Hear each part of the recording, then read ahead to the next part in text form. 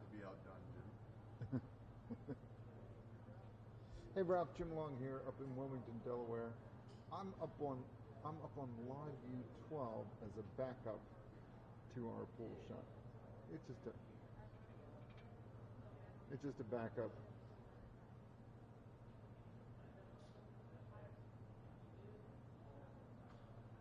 Yep. Cool, man. Thanks. Whoever's on the desk, just let them, or foreman or whoever, just let them know it's a backup path. Cool, brother. See ya. The Department of Redundancy Fund.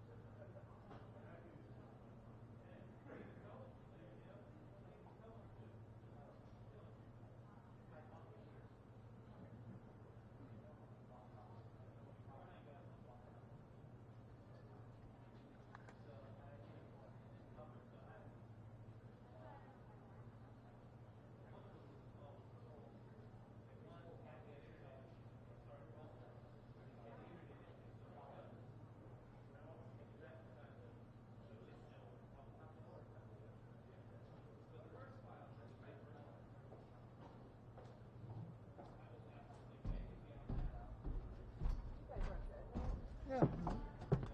It's lined up. Yeah.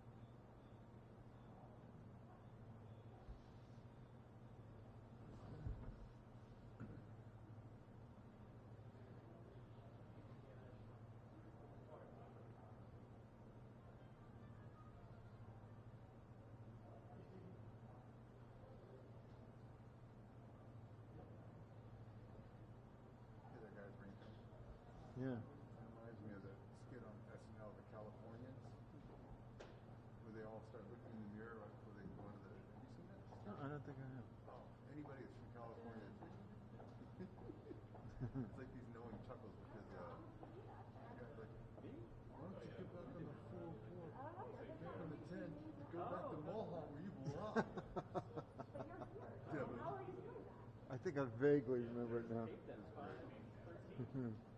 Magic.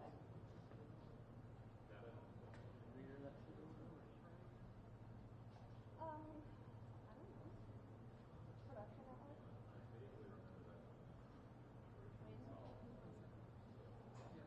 When? 2020.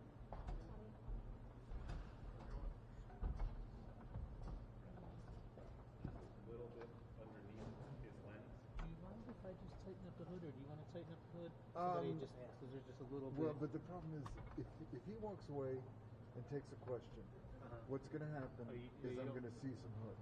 Okay. You know, because that's when he takes a question. As he turns around, he's in the shadows. Yeah. But you know, my lens is real close to getting jammed up on either side of panning. Somebody came up already? It looks like. Here's my. No, you're good. Here's my dilemma. If I go like this, then I'm actually pressing into it. Yeah. And that's where he's going to go out, right? Yeah, you typically, yeah. And then over here, it really gets jammed up again. But, you know, so I feel like I've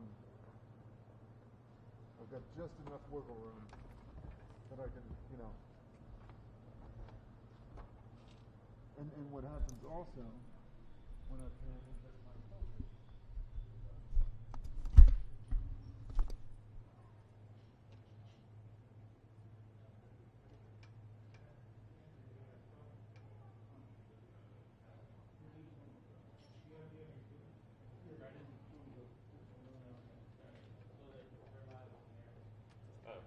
He does that.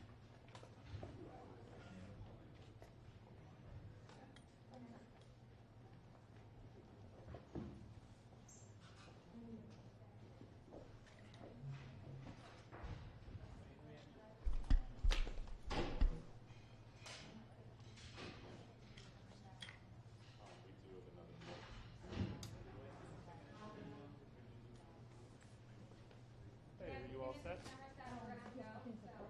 Yep. You want me to have them send you tone? Yeah, if I could do You could send tone to Molton. Good. That's good. Going back to cut.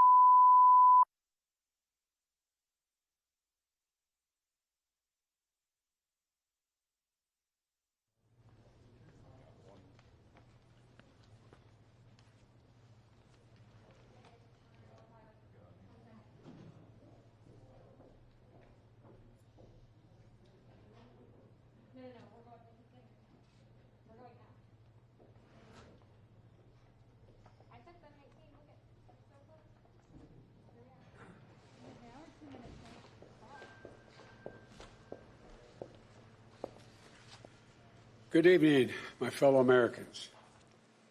It's been 343 days since the virus that has ravaged our nation tragically claimed its first life. On February the 6th in 2020, Patricia Dowd took her last breath at home under the California sun in Santa Clara. She was 57 years old, a beloved wife, mother, daughter, sister. She never knew she had the virus at the time when most folks never heard about the virus. But just like that, she was gone. And almost exactly 1 year later, nearly 400,000 of our fellow Americans have met the same cruel fate. Countless families and friends left behind with unrelenting grief and guilt, anger and frustration.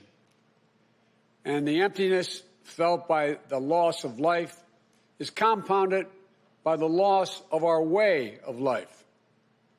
During this pandemic, millions of Americans, through no fault of their own, have lost the dignity and respect that comes with a job and a paycheck. Millions of Americans never thought they'd be out of work.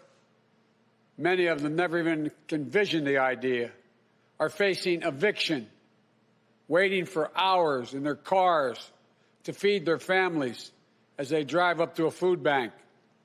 Millions have kept their jobs but have seen their hours and paychecks reduced, barely hanging on as well. That's happening today in the United States of America.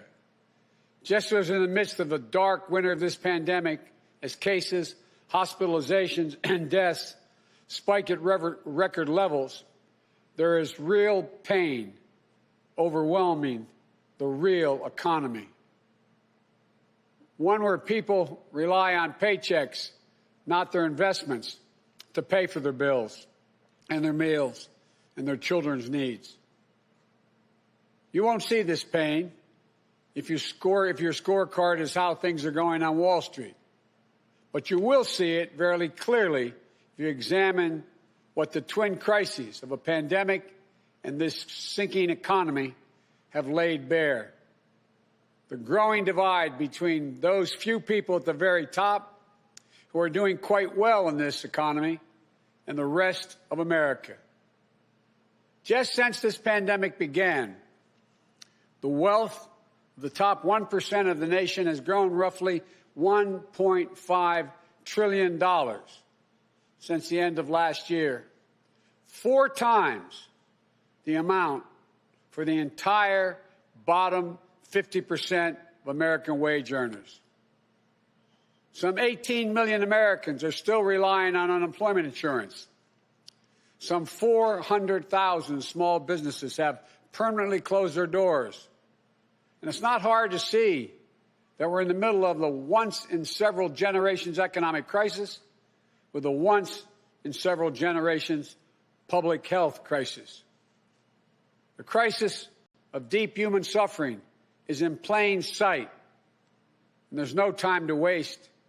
We have to act, and we have to act now. This is what economists are telling us.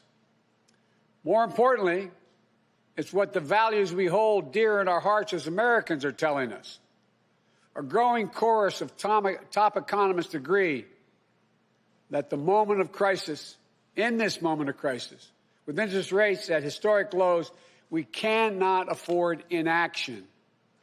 It's not just that smart fiscal investments, including deficit spending, are more urgent than ever. It's that the return on these investments in jobs, racial equity, will prevent long-term economic damage, and the benefits will far surpass the cost. A growing number of top economists has shown even our debt situation will be more stable, not less stable, if we seize this moment with vision and purpose. And so tonight, I'd like to talk to you about our way forward, a 2-step plan of rescue and recovery, a 2-step plan to build a bridge to the other side of the crisis we face to a better, stronger, more secure America. Tonight, I'll lay out my first step, the American Rescue Plan, that will tackle the pandemic and get direct financial assistance and relief to Americans who need it the most. Next month, in my first appearance before a joint session of Congress, I will lay out my Build Back Better recovery plan. It'll make historic investments in infrastructure, that Build Back Better plan. Infrastructure, manufacturing, innovation, research and development, and clean energy. Investments in a caregiving economy and in skills and training needed by our workers to be able to compete and win in the global economy of the coming years. Moody's, an independent Wall Street firm, said my approach will create more than 18 million good-paying jobs. Our rescue and recovery plan is a path forward with both seriousness of purpose and a clear plan, with transparency and accountability, with a call for unity that is equally necessary. And unity is not some pie-in-the-sky dream. It's a practical step to getting the things we have to get done as a country get done together. As I said when it passed in December, the bipartisan COVID-19 relief package was a very important first step. And I'm grateful for the Democrats, Republicans, and independent members of Congress who came together to get it done. But I said at the time, it's just a down payment. We need more action, more bipartisanship, and we need to move quickly. We need to move fast. Our rescue plan starts aggressively in order to speed up our national COVID-19 response.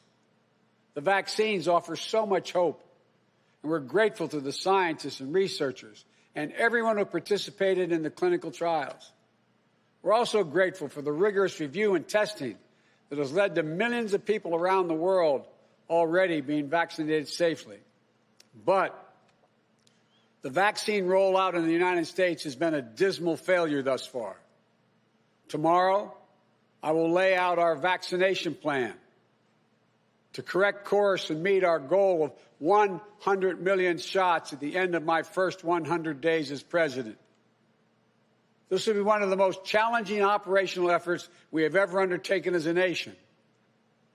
We'll have to move heaven and earth to get more people vaccinated, to create more places for them to get vaccinated, to mobilize more medical teams to get shots in people's arms, to increase vaccine supply, and to get it out the door as fast as possible. We'll also do everything we can to keep our educators and students safe, to safely reopen a majority of our K through 8 schools by the end of the first 100 days.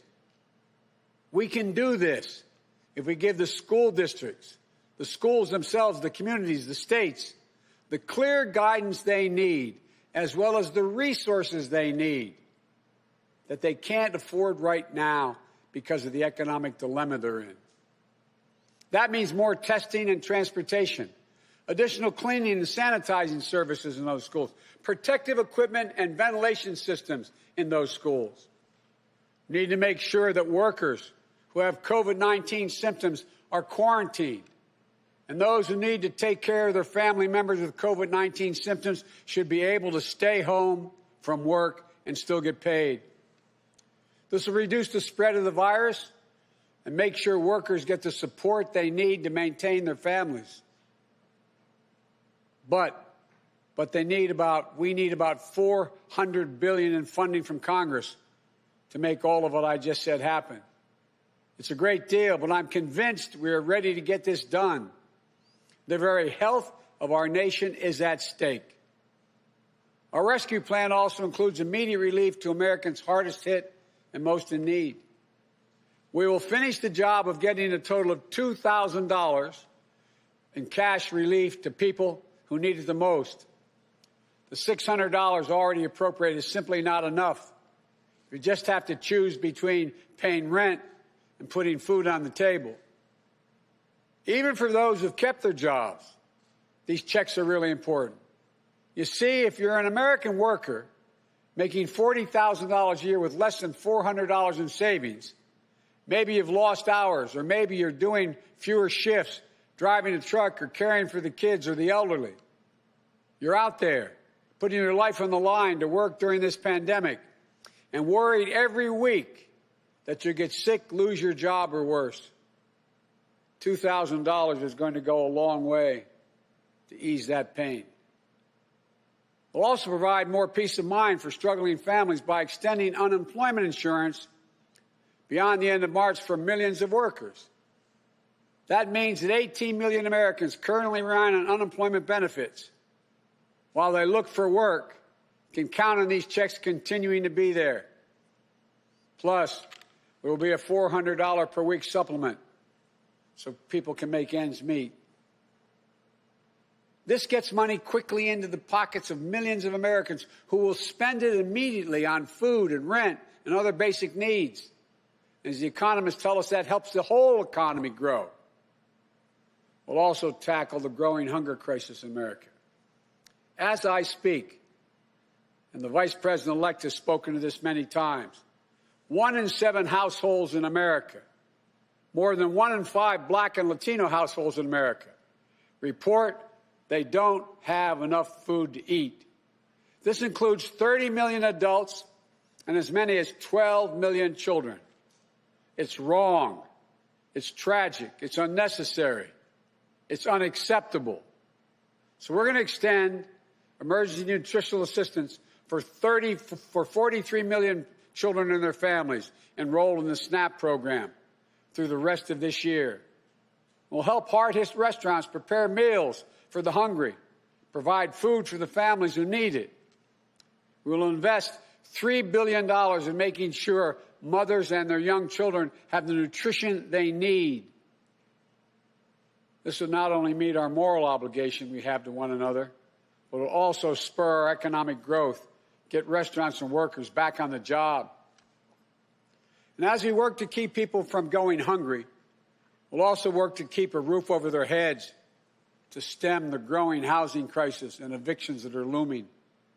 Approximately 14 million Americans have fallen behind on rent, many at risk of eviction.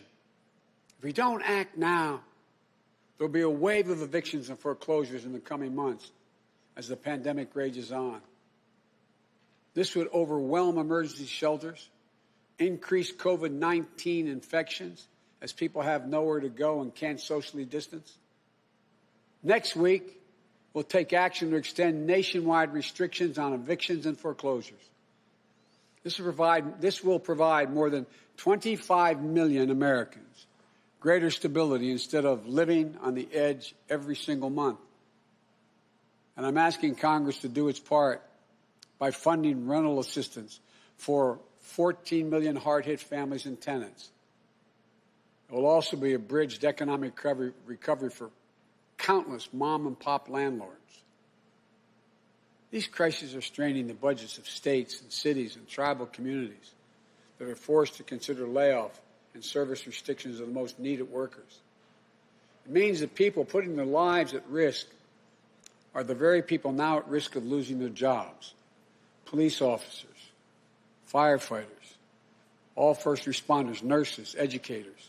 You know, over the last year alone, over 600,000 educators have lost their jobs in our cities and towns. Our rescue plan will provide emergency funding to keep these essential workers on the job and maintain essential services. It will ensure that vaccines are administered and schools can reopen. Vice President-elect Harris and I have been speaking with county officials, mayors, governors of both parties on a regular basis. We're ready to work with them to help them get the relief they need. Our rescue plan will also help small businesses that are the engines of our economic growth, our economy as a whole, the glue that holds communities together as well. But they're hurting badly. And you realize they account for nearly half of the entire total U.S. workforce. Our rescue plan will provide flexible grants to help those hardest hit small businesses survive the pandemic, and the low-cost capital that will help entrepreneurs of all backgrounds create and maintain jobs, plus provide the essential goods and services that communities depend upon. Last week, I laid out how we'll make sure that our emergency small business relief is distributed swiftly and equitably, unlike the first time around. We're going to focus on small businesses on Main Street. We'll focus on minority-owned small businesses, women-owned small businesses, and finally having equal access to the resources they need to reopen and to rebuild. And we will be responsible with taxpayers' dollars, ensuring accountability that reduces waste and fraud and abuse like we did in the Recovery Act that I administered in our administration. Direct cash payments, extended unemployment insurance, rent relief, food assistance, keeping essential frontline workers on the job, aid to small businesses. These are the key elements to the American Rescue Plan that would lift 12 million Americans out of poverty and cut child poverty in half. That's 5 million children lifted out of poverty if we move. Our plan will reduce poverty in the black community by 1/3, reduce poverty in the Hispanic community by almost 40%. And includes much more, like an increase in the minimum wage to at least $15 an hour. People tell me that's going to be hard to pass. Florida just passed it. As divided as that state is, they just passed it. The rest of the country is ready to move as well. It should be a national minimum wage of $15 an hour. No one working 40 hours a week should live below the poverty line. That's what it means. If you work for less than $15 an hour and work 40 hours a week, you're living in poverty. It includes access to affordable child care that will enable parents, particularly women, to get back to work. I look forward to working with members of Congress of both parties to move quickly to get the American Rescue Plan to the American people. And then we can move with equal urgency and bipartisanship to my Build Back Better recovery plan that I will call for next month to generate even more economic growth. American manufacturing was the arsenal of democracy in World War II. It will be so again. Imagine a future made in America, all made in America, and all by Americans. We'll use taxpayers' dollars to rebuild America. We'll buy American products, supporting millions of American manufacturing jobs, enhancing our competitive strength in an increasingly competitive world. Imagine historic investments in research and development to sharpen America's innovative edge in markets where global leadership is up for grabs, markets like the battery technology, artificial intelligence, biotechnology, clean energy. Imagine confronting the climate crisis with American jobs and ingenuity leading the world.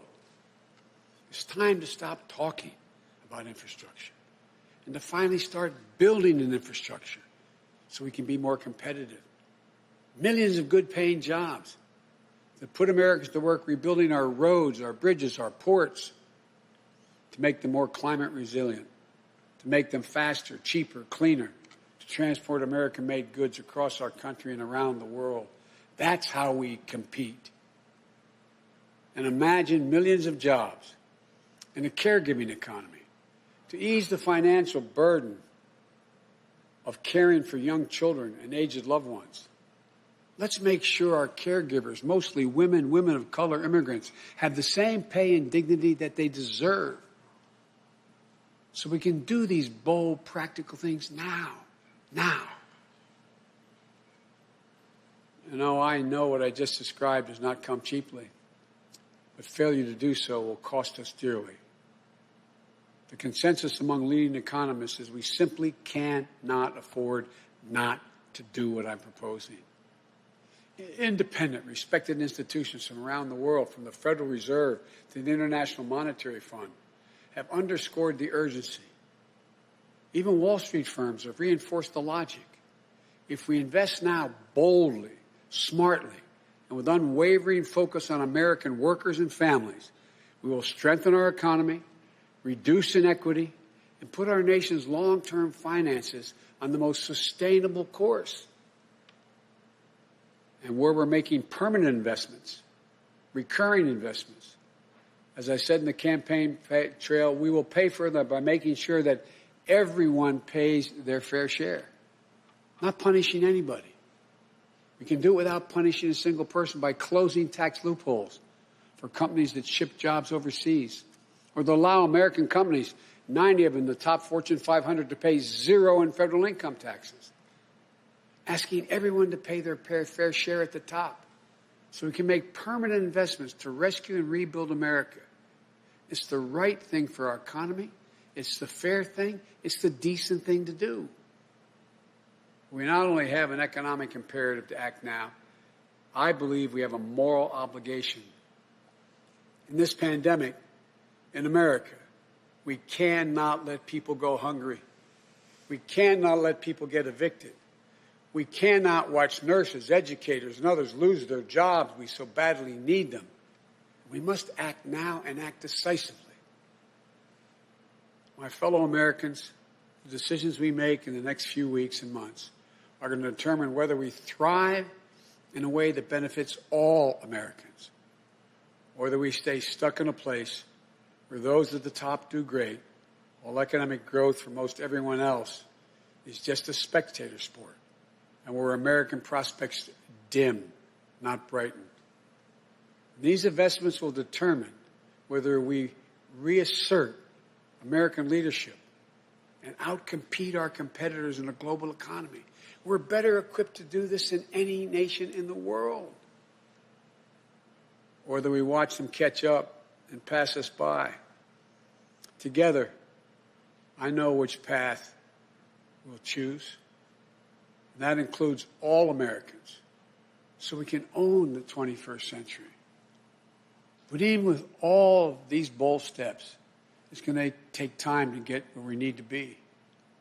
There will be stumbles, but I will always be honest with you about both the progress we're making and what setbacks we meet. And there will, and here's the deal, the more people we vaccinate, the faster we do it, the sooner we can save lives and put this pandemic behind us and get back to our lives and our loved ones.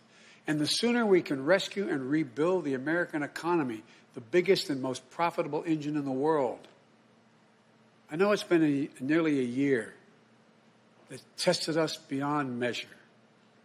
For all of you who have lost someone, my heart goes out to you. I know that feeling looking at that empty chair across the table. All of you who've fallen on hard times. I know you can never get back what you lost. But as your president, I know that every day matters and every person matters. From the very first to the nearly 400,000 lost American souls and counting, to the millions of you just looking for a fighting chance in this economy, I promise you, we will not forget you. We understand what you're going through. We will never, ever give up. And we will come back. We'll come back together. Well, we didn't get into all this overnight.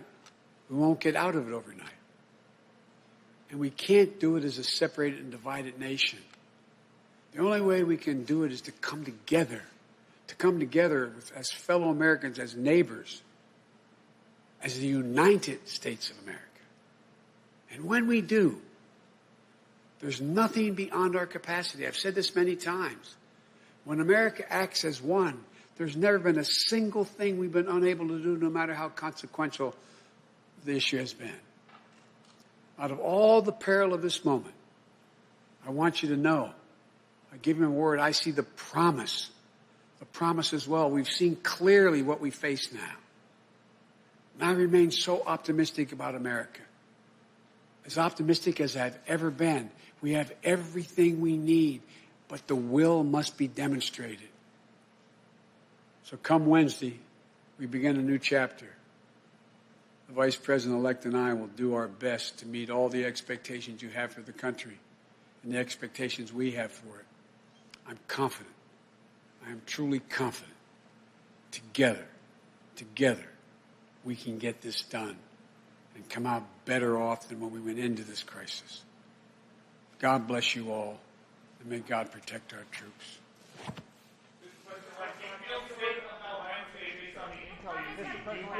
Have you heard from the parliamentarian about bifurcation, sir? Will bifurcation work with this agenda and impeachment? Okay, travelers, leave the load.